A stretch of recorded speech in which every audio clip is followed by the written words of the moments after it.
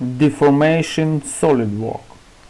After completion simulation model detail, double click left mouse button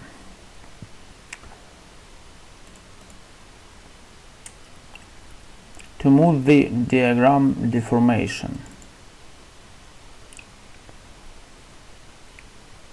Scale shoot representation in exponential form.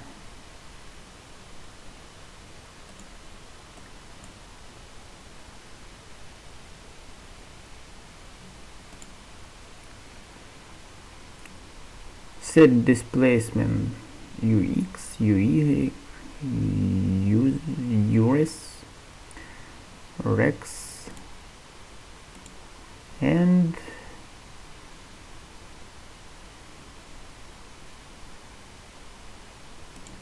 set units, maybe some inch.